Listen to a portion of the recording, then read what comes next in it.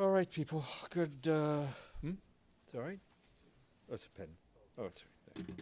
Thanks. I always, need people to look out for. All right. Greetings. This morning, as you may have seen, our chef de cabinet, Courtenay Rattray, spoke to the fourth session of the Permanent Forum on the People of African Descent. That was done on behalf of the Secretary General. He said the legacies of colonialism, the legacies of enslavement continue to poison our world, and we still bear witness to the scourge of racism. This is true even in artificial intelligence, which too often mirrors and amplifies the same inequalities and racial biases that have plagued us for centuries. The Secretary General underscored that we need to eliminate bias from artificial intelligence and ensure that these technologies advance equality, inclusion, and digital justice. He stressed that we must continue to address racism in all its forms, particularly where it is embedded in laws, policies, and institutions. His full remarks were shared with you. Our Deputy Secretary General, Amina Mohamed, will travel to Hanoi, Vietnam later today to attend the Partnering for Green Growth and the Global Goals 2030 Summit. She will be doing that on behalf of the Secretary General. The summit will bring together leaders from the public and private sectors as well as civil society to accelerate action towards the achievement of the Sustainable Development Goals and also to foster action on climate change. During her visit, she will also meet with senior government officials to strengthen the partnership between the United Nations and Vietnam. She will also chair the annual regional retreat of UN resident coordinators from across Asia and the Pacific with a focus on advancing sustainable development in these countries. She will return over the weekend. And just to flag that Rosemary DiCarlo, our Undersecretary General for Political and Peacebuilding Affairs, arrived in Damascus today. She is set to meet with Syrian interim authorities to discuss the political transition. During her meetings, she will reaffirm the United Nations commitment to supporting an inclusive, Syrian-owned and Syrian-led political process in line with the key principles listed in Security Council Resolution 2254. Following that, Ms. DiCarlo will also travel to Lebanon to follow up on the Secretary General's own visit to that country in January. She is scheduled to meet with President Joseph Aoun as well as Nawaf Salam, the Prime Minister, and Nabi Berri, the Speaker of Parliament, as well as Youssef Raji, the Minister of Foreign Affairs and Immigrants. She will reiterate the United Nations' steadfast support to the parties for their fulfillment of their obligations under the Cessation of Hostilities Agreement and Security Council Resolution 1701, including through the peacekeeping mission and the Office of the Special Coordinator. Ms. DiCarlo is also expected to visit the UNIFIL peacekeeping mission and areas of operations in the south of the country to see firsthand the impact resulting from hostilities and the immense needs being supported by the UN agencies, funds, and programs in Lebanon. Turning to the appalling situation in Sudan, I know you just heard quite a bit about the refugee issue. I want to focus a bit on El Fasher. First of all, you will have seen that over the weekend we issued a statement in which the Secretary General condemned the killings of scores of civilians in the attacks on the towns of El Fasher, as well as Zamzam, Abu Shuk, and other nearby sites where displaced people are desperately trying to seek shelter. This is all in Sudan's North Darfur state. Humanitarian workers were also among the casualties.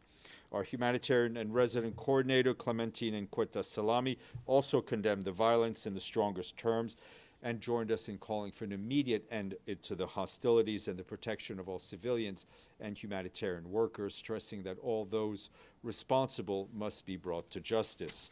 Today, our humanitarian colleagues are informing us that preliminary figures from local sources indicate that more than 300 civilians have been killed, including 10 humanitarian personnel from the NGO Relief International who lost their lives while operating the last functional health center in Zamzam camp. El Fasher area has been besieged for more than 1 year, cutting hundreds of thousands of people off from life-saving humanitarian aid. As we've told you repeatedly, famine conditions have been identified in Zamzam and 2 other displacement camps in the areas. The International Organization for Migration reported that at least 16,000 people were displaced from Zamzam during the same period, with many fleeing to the localities of El Fasher and Tawila. Local partners have also reported that the humanitarian and protection situation in El Fasher is rapidly deteriorating due to continued violence and a growing influx of displaced people. Further in the east, in the town of Kadada in North Darfur, more than 50 people were reportedly killed and 900 homes destroyed in recent fighting. That's what local sources are telling us. Meanwhile, residents and displaced people in Zamzam and El Fasher face severe shortages of essential supplies, including food, fuel, and health items. Diesel prices have surged fivefold in the last 3 months, significantly limiting access to safe drinking water and forcing the suspension of some water trucking services. As part of the response, humanitarian partners are preparing to distribute essential household kits to about 2,000 newly displaced families in El Fasher this week. However, the ongoing insecurity continues to impede access and pose serious risk to humanitarian personnel operating in and around the area of El Fasher. Meanwhile, Sudan's health system continues to face alarming strain. The World Health Organization has verified 160 attacks on health care since the onset of the conflict, resulting in more than 300 deaths. 1/3 of hospitals in 7 states are now non-functional, and recent funding cuts have forced health partners to scale down support to more than 300 health facilities across Sudan. We continue to call on all parties to the conflict to uphold their obligations under international humanitarian law to ensure the protection of civilian and humanitarian personnel and facilitate the safe, unimpeded, and immediate access to humanitarian aid to those in need. 2 years into this phase of the devastating conflict in Sudan, we urge the parties to immediately cease fighting and take steps towards an inclusive political process to put Sudan on a path towards peace and stability. I expect a more formal statement on the anniversary later today. Turning to another horrendous humanitarian situation, that is Gaza. The Office for the Coordination of Humanitarian Affairs warns that the humanitarian situation is now likely to be the worst it has been in the 18 months since the outbreak of hostilities. It has now been a month and a half since any supplies were allowed through the crossings into Gaza, by far the longest such halt to date. Our humanitarian colleagues on the ground report a surge in attacks causing mass civilian casualties and the destruction of some remaining infrastructure that's needed to keep people alive. This includes yesterday's Israeli airstrikes on Al-Hali Hospital in Gaza City. Dr. Tedros, the head of WHO, said that the Al-Hali Hospital has gone out of service after receiving an evacuation order and being attacked. He called for an immediate halt to attacks on health care and reiterated that patients, health workers, and hospitals must be protected in line with international law. Also yesterday, a UN warehouse in Gaza City and a community food distribution point that we supported in Khan Yunis were hit by strikes. Our colleagues have confirmed damages to the warehouse.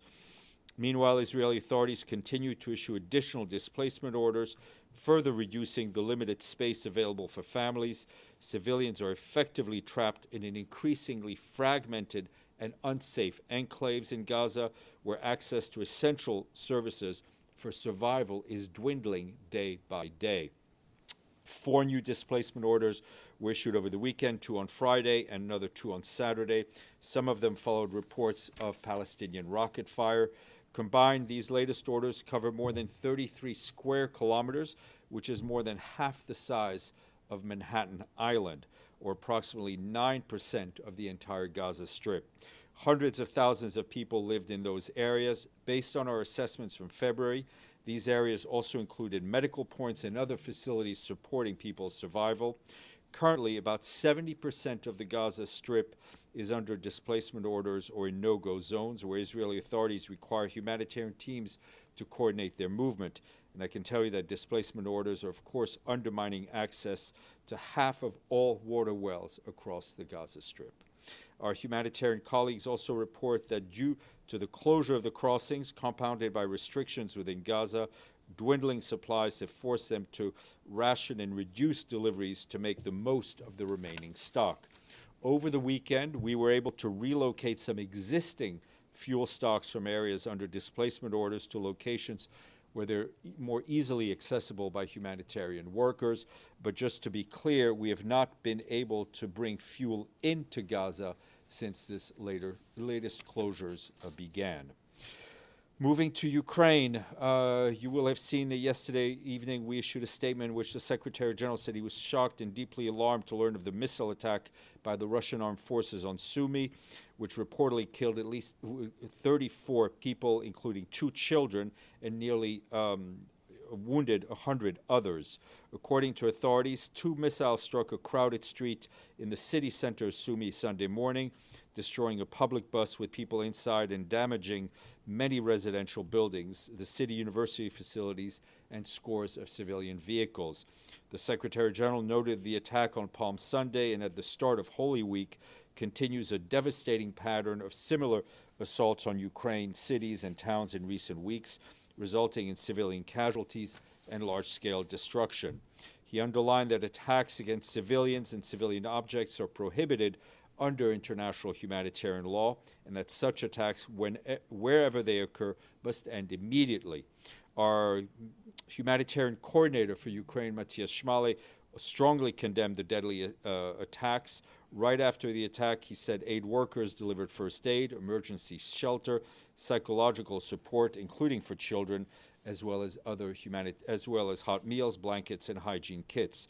Our humanitarian colleagues tell us that hostilities also continued in other parts of the country, in the regions of Donetsk, of Kherson, of Kharkiv, Odessa, Dnipro, and Zaporizhzhia. Local authorities are telling us that between April 11th and today, dozens of civilians were killed in this region, many more injured. Homes and civilian infrastructures were also damaged. Moving to Myanmar, new data released today from the UN Development Program following the earthquake says at least 2.5 million metric tons of debris must be removed. That's the equivalent of about 125,000 truckloads. The data was generated through remote sensing analysis, highlighting the extensive destruction caused by the quake, and underscores the urgent need for large-scale debris removal and reconstruction of critical infrastructure and homes. The analysis also shows that more than 10,000 homes and public service buildings may have been significantly damaged or just destroyed, while 128 health facilities were exposed to severe or violent tremors with high likelihood of significant damage or destruction as a result. The analysis is available on UNDP's website.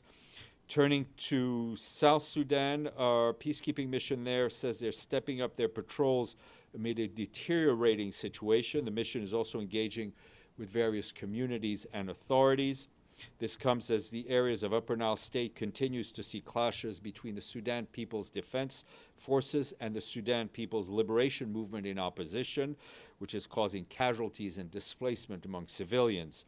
Intercommunal violence in Warrap and Lake States is also rising, with over 200 deaths reported in recent weeks.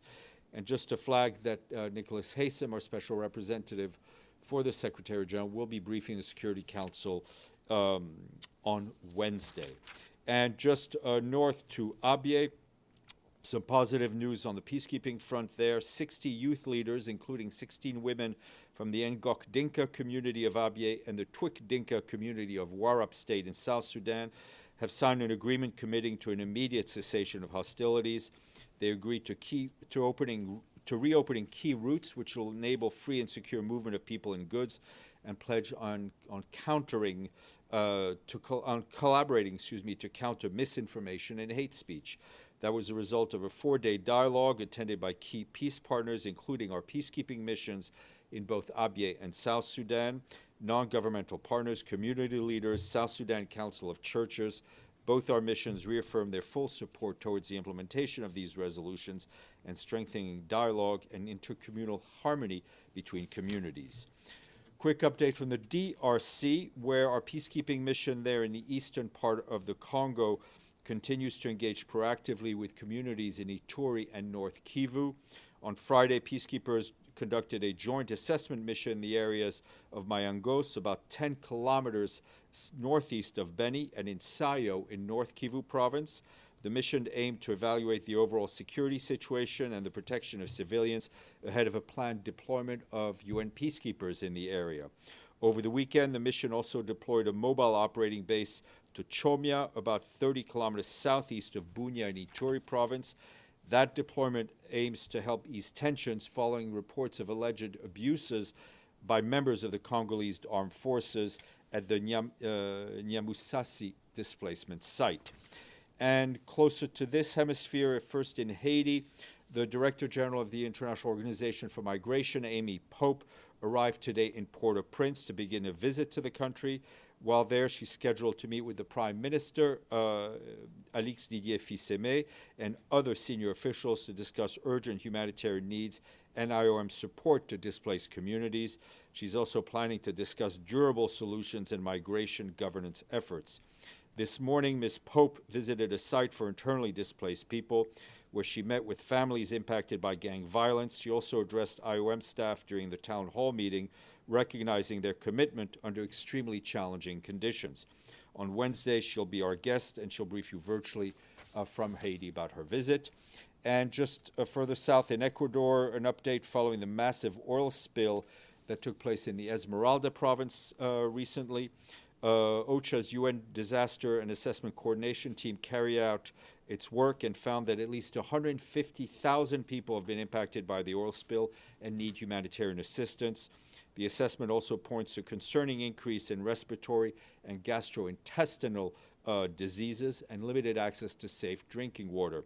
Livelihoods have been particularly hit, especially in fishing, in agriculture, and shellfish harvesting. More than 37,000 women have lost their livelihoods.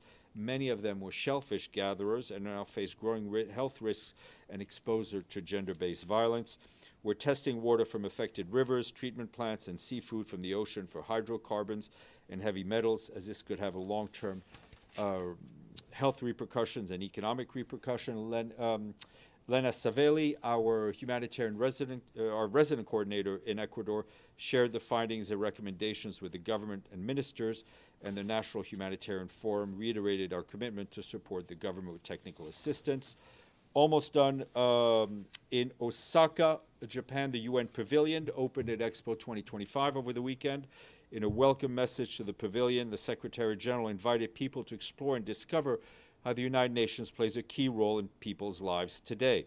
The pavilion, he says, also symbolizes an important truth. Building a better, more peaceful future requires all countries, all peoples working as one.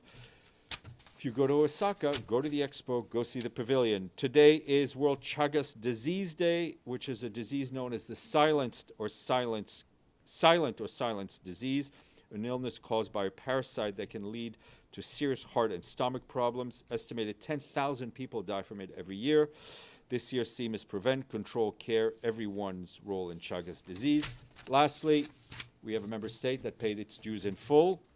This country is an archipelago and is made up of almost 700 islands, of which only 30 are reported to be inhabited. Indonesia? No, its national bird is the flamingo. It's in this hemisphere. It's where my son went for spring break. Now you know, the Bahamas. We thank our friends in Nassau, in the Bahamas, brings up to 92, and we thank our friend Gian Dean, our former colleague, who no doubt made the payment possible. Edie. Thank you, Steph. One follow-up, one question. The 300 people that your sources on the ground report killed, was that just in Zamzam, or was it in the region, the other camps, Al Fasher as well? I will double check for you. I don't want to mislead you. Okay, and secondly, what is the Secretary General's message to the London meeting on Sudan tomorrow? What we want to see in the London conference is for renewed impetus by the international community to provide, to galvanize international action and strengthen our unity of purpose, and to keep the suffering and the dreams and the goals of the Sudanese people first and foremost. Gabriel, then Deji, and then Yvonne. Thank you, Steph. In your remarks, sorry, let me back up. On Sudan, you mentioned that the Secretary General might be issuing a more detailed statement on Sudan later today. Is that correct? And will that be video or paper? Given the time, it will be on paper, but we could maybe do it on video as well. But it's basically pegged to the anniversary of this of the war. Sounds good. On Gaza, you said that the humanitarian situation could be the worst that it's been in the last 18 months. That's saying a lot. How do you come to that conclusion? Well, we come to that conclusion that no humanitarian aid has come in for weeks, right? No fuel has come in, no food has come in, no medicine has come in. Even prior to the closures, there was huge challenges, right? But things were coming in, not at the level and the volume we wanted it, but things were coming in. Now just zilch. Nothing is coming in. Deji, then Yvonne. A follow-up on that. 1.5 months is the time that Gazan people didn't receive any outside humanitarian aid. Correct. Philip Lazzarini of UNRWA suggests that Israel is weaponizing humanitarian aid. Does the Secretary General agree with his observation? Look, humanitarian aid should be above any sort of political decisions. And I think there have been Security Council resolutions, and I think we've been very clear on the fact that humanitarian aid should be freely accessible to all who need it, according to international But does law. Secretary General agree with Philippa Lazzarini? I've just answered the question. Okay, another thing is, I'll follow this up. So, do you think Israel committed a war crime by blocking humanitarian aids in Look, there? Israel has responsibilities under international law as the occupying power to adequately provide basic services and humanitarian aid to the people of Gaza. Okay. That okay. is not happening. The Secretary General is not. We're not going to. We will point out the situations, the violations of we feel is international law. We will let judicial bodies decide whether things are. So at least this violates international law. That's for sure. We've been very clear. Okay. Yeah. One last thing. On the statement you issued Sunday evening on the situation in Ukraine, it says, and I quote, "The Secretary General was deeply alarmed and shocked to learn the missile attack on Sunday, 13th April, by Russian armed force on Sumy." Last year, July 8th, there's another similar attack, and the statement reads, "The Secretary General strongly condemns today's missile attacks by Russian federal, hitting residential and civilian infrastructures across Ukraine." I mean, we condemn, have you changed the position, Jim, gradually? We condemn the attacks on the civilians, whether they occurred a year ago, whether they occurred yesterday. But it's not appeared in the statement. I'm answering the question to the best of my ability. Okay.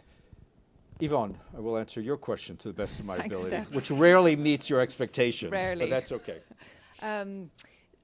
My question is about Sudan and the Yep. conference that you mentioned, the expectations for this conference. You said one of them would be the hope of galvanizing international action on the part of the international community. What does that look like in your view? I think that looks like that Sudan's neighbors and the international community move in unity of purpose towards peace instead of fueling the conflict, right?